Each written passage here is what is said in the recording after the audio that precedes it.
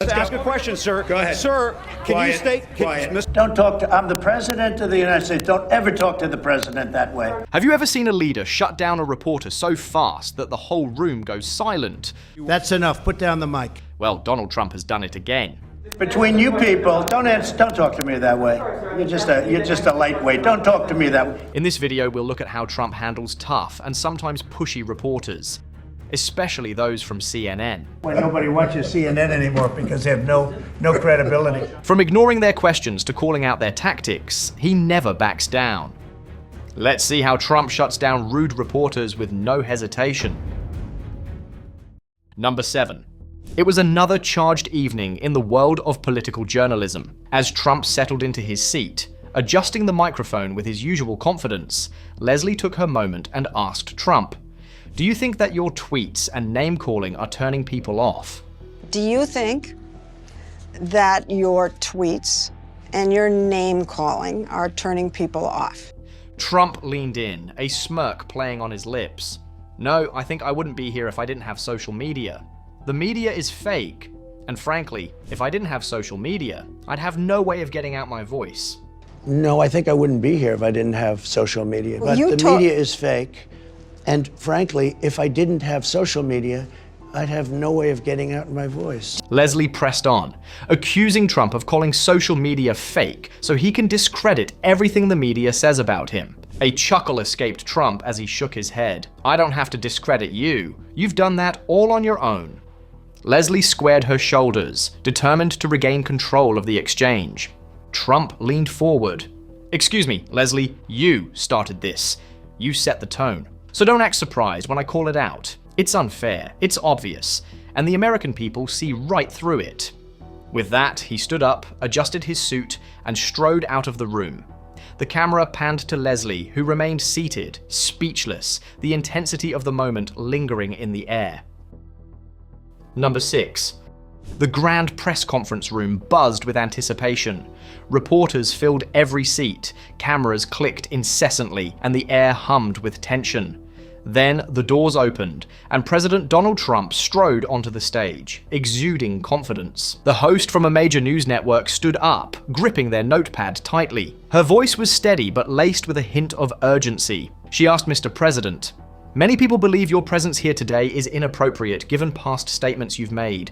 You've pushed false claims about your rivals, used inflammatory language against black district attorneys and journalists, and even hosted a white supremacist at your Mar-a-Lago resort. Now, you are asking black voters to support you. Why should they trust you?" A hush fell over the room. Trump leaned in slightly, his signature smirk widening. Not even a, "Hello, how are you? You know, I came here in good spirit, and this is how you start." The reporter opened her mouth to interject, but Trump was already speaking again. "I have done more for the black community than any president since Abraham Lincoln." I have been the best president for the black population since Abraham Lincoln. The tension thickened as another question emerged. "Mr. President, some of your own Republican supporters have called Vice President Kamala Harris a DEI hire. Is that acceptable to you?" Trump turned, raising an eyebrow. "DEI? Define it for me. Go ahead, define it." "Diversity, equity, and inclusion," the reporter answered promptly. "Oh, is that what it means? Because a lot of people don't even know what that means. You know, back in the day, we just called it hiring the best person for the job. Kamala Harris, I've known her a long time, indirectly. Always promoting Indian heritage.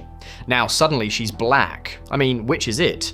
I respect either, but she obviously doesn't," Trump countered.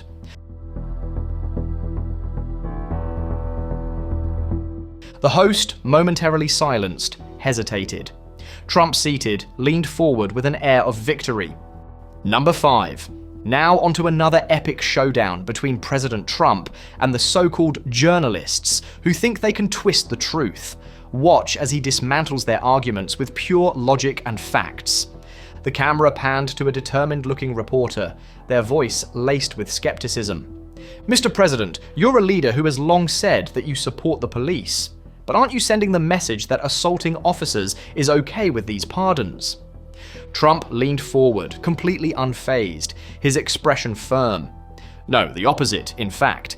He also added that he just approved the release of 2 Washington, D.C. police officers, great people, who were put in jail for 5 years. Because they did their job. No, the opposite. In fact, I'm going to be letting 2 officers from Washington Police, D.C. They arrested a dangerous illegal criminal, and somehow they're the bad guys. It's a disgrace. And he also said, no president has supported our police more than him. The reporter hesitated, their confidence waning, but pressed on. But more than 400 of the people you pardoned assaulted officers. Even your own vice president, J.D. Vance, said, if you committed violence on January 6th, obviously you should not be pardoned. Why is he wrong? Trump shook his head, a look of disbelief crossing his face before he pointed at the reporter and said, you know why? Because these people have been rotting in jail for years. Meanwhile, murderers, actual criminals, walk free in our cities. Have you ever asked why? Of course not. Because you only care about pushing your fake narrative. And let me tell you something else. Listen to me. Stop interrupting. The American people are tired of you and your one-sided nonsense. Just look at the election results. We won in a landslide because the people see right through you. The reporter shifted uncomfortably, scrambling for another angle. But Mr. President Trump cut in sharply. No, let me finish. You want to talk about crime? Let's talk about real crime. Murderers get no jail time. District attorneys ignore real criminals, but they go after political opponents. They let killers roam the streets. They know who they are. They have them on video, but they do nothing. And you want to talk about this nonsense? Give me a break. And Trump once again exposes the hypocrisy of the media. They don't care about justice. They don't care about crime. They only care about their twisted narrative. Number 4. As the press conference begins, the media is ready with their questions, but President Trump is prepared to push back against what he considers unfair and misleading reporting. Reporter Jim stands up, microphone in hand, asked Trump, I wanted to challenge you on one of the statements you made towards the end of the campaign. Trump, here we go. Jim continued, you referred to the caravan of migrants as an invasion. But as you know, it's just a group moving up from Central America towards the border. Why did you characterize it that way? Trump answered, but I consider it an invasion. You and I have a difference of opinion. Jim asked again. But don't you think you demonized immigrants in this election? Trump replied he wants them to come in, but legally. Trump also added, honestly, I think you should let me run the country. You run CNN. And if you did a good job, your ratings would be much better. But Jim pressed on saying, Mr. President, if I may ask another question, Trump, that's enough. That's enough. But Jim again asked, Mr. President, I just wanted to ask about the Russia investigation, Trump replied. I'm not concerned because it's a hoax. That's enough. Put down the mic. Jim hesitates, but an aide reaches for the microphone. But Jim is not stopping from asking questions. Trump is annoyed with Jim's behavior. CNN should be ashamed of itself for having you work for them. You are a rude, terrible person. You shouldn't be working for CNN. The conference continues, but one thing is clear, President Trump doesn't back down. The media may come with loaded questions, but he fires right back. His supporters see strength. His critics see defiance. But no one can deny, this is a moment that won't be forgotten.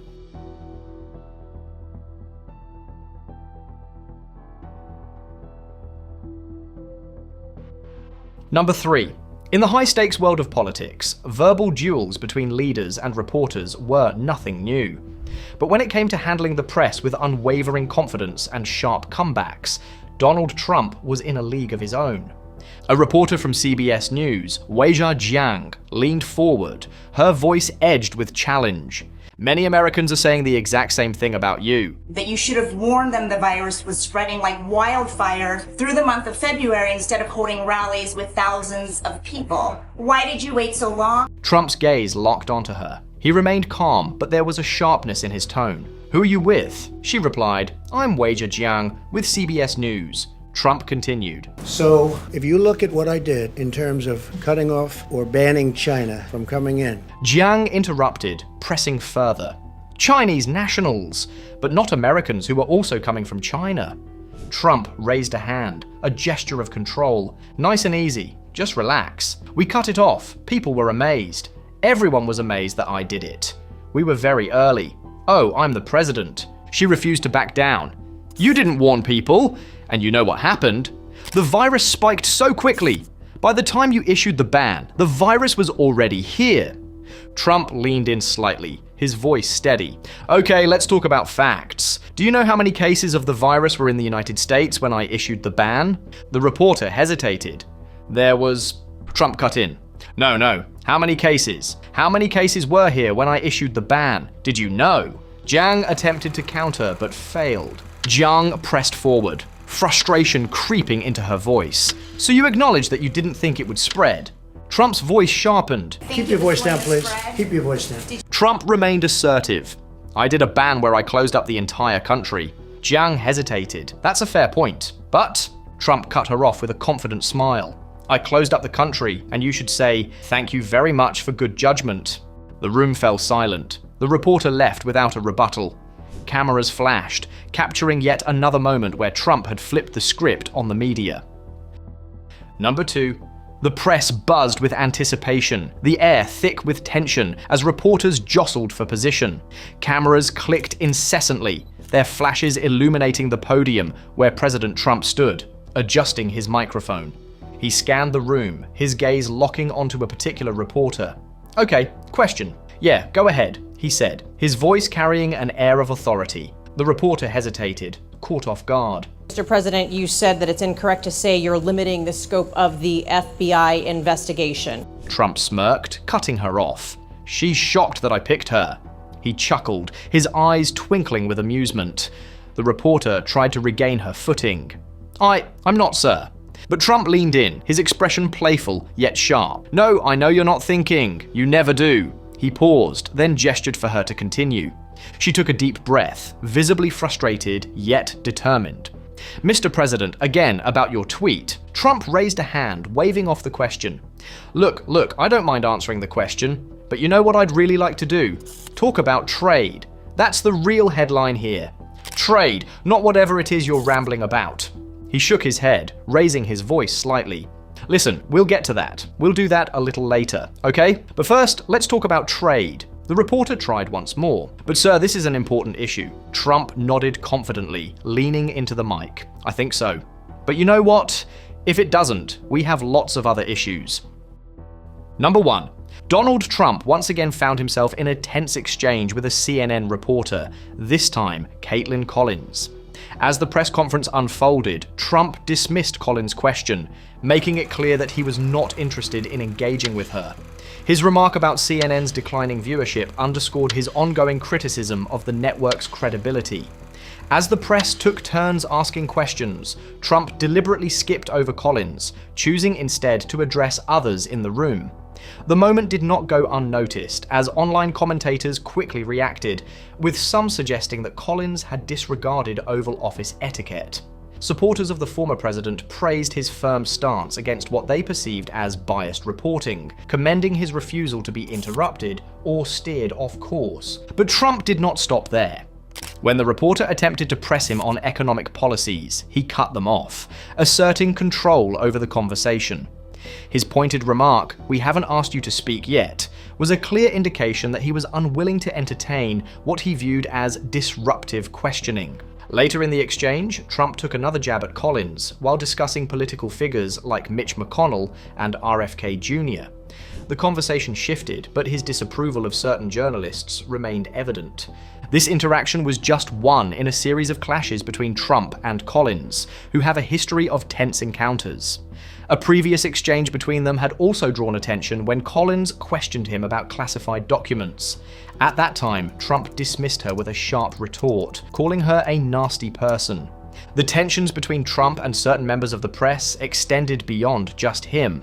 White House Press Secretary Caroline L. also reinforced a firm stance, reminding journalists that access to the Oval Office was a privilege, not a right.